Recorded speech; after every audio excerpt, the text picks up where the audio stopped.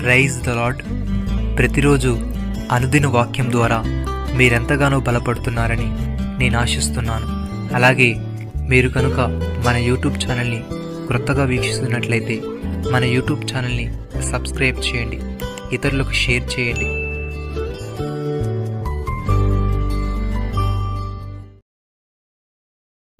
నేను మీకు ఆజ్ఞాపించిన వాటిని చేసినట్లా మీరు నా స్నేహితులై ఉందురు. యోహాను సువార్త 15వ అధ్యాయము 14వ వచనము. ప్రియమైన సహోదరి సహోదరులారా, మనుషులమైన మనతో దేవాది దేవుడు స్నేహం చేయాలని ఆశిస్తున్నాడు. మనం ఆయనకు స్నేహితులమై ఉండాలని కోరుతున్నాడు. ఆయనతో నిజమైన స్నేహం చేయడం అంటే ఆయనకు విధేయత చూపడమే. ఆ విధేయత తిరుగుబాటుతనం, స్నేహానికి కాక దేవునికి శత్రుత్వానికి గుర్తులై ఉన్నాయి. యేసుతో నిజమైన స్నేహం చేయడం అంటే ఆయనతో ఏక హృదయం, ఏక మనస్సు, ఏక ఉద్దేశం కలిగి ఉండడమే. భక్తుడి విధంగా అంటున్నాడు, మనం ఆయన ఆజ్ఞలను గైకొనేలా దీనివల్లనే ఆయన ఎరిగి ఉందామని తెలుసుకుందాము. ఆయన ఎరిగి ఉన్నామని చెప్పుకొనొచ్చు. ఆయన ఆజ్ఞలను గైకొనను వాడు అబద్ధికుడు, వానిలో సత్యము లేదు.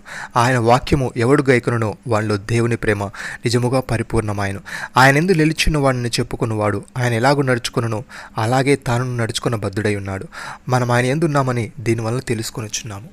సహోదరి సహోదరులారా, మనం యేసును గూర్చి విని ఆయన ఎందలి సత్యము ఉన్నట్లుగానే ఆయన ఎందు ఉపదేశింపబడిన వారమైన ఎడల మనం అలాగూ క్రీస్తును నేర్చుకున్న వారము కాము. కావున మునుపటి ప్రవర్తన విషయంలోనైతే మోసకరమైన దురాశ వలన చెడిపోవు మన ప్రాచీన స్వభావం వదులుకొని మన చిత్తావృత్తి యందు నూతనపరచబడిన వారమై నీతియు యథార్థమైన భక్తియు గల వారమై దేవుని పోలికగా సృష్టింపబడిన నవీన స్వభావమును ధరించుకోవలసిన వారమై ఉన్నాము. యేసయ్య తన శిష్యులతో ఈ విధంగా అంటున్నాడు, మీరు నన్ను ప్రేమించినడలా నా ఆజ్ఞలను గైకొందురు. నేను తండ్రిని వేడుకొందును, మీ వద్ద ఎల్లప్పుడూ నుండుటకై ఆయన వేరొక ఆదరణకర్తను అనగా సత్య స్వరూపియగ ఆత్మను మీకు అనుగ్రహించును. లోకం ఆయనను చూడదు, ఆయన ఎరుగదు గనుక ఆయన పొందనేరదు. మీరు ఆయన ఎరుగుదురు, ఆయన మీతో కూడా నివసించును, మీలో కూడా ఉండును. మిమ్మల్ని అనాథలుగా విడువను, మీ వద్దకు వత్తును. కొంతకాలమైన తర్వాత లోకం నన్ను మరి నన్ను చూడదు, అయితే మీరు నన్ను చూతురు. నేను జీవించుచున్నాను గనుక మీరును జీవింతురు. నేను నా తండ్రి యందును మీరు నా యందును నేను మీ యందును ఉన్నామని ఆ దినమున మీరు ఎరుగుదురు. నా ఆజ్ఞలను అంగీకరించి వాటిని గైకొను వాడే నన్ను ప్రేమించువాడు. నన్ను ప్రేమించువాడు నా తండ్రి వలన ప్రేమింపబడును.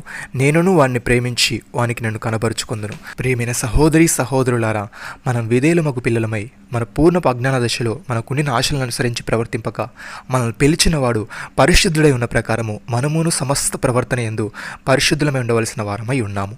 నమ్మిన వారు నాతో కలిసి ప్రార్థనలో ఏకీభవించండి.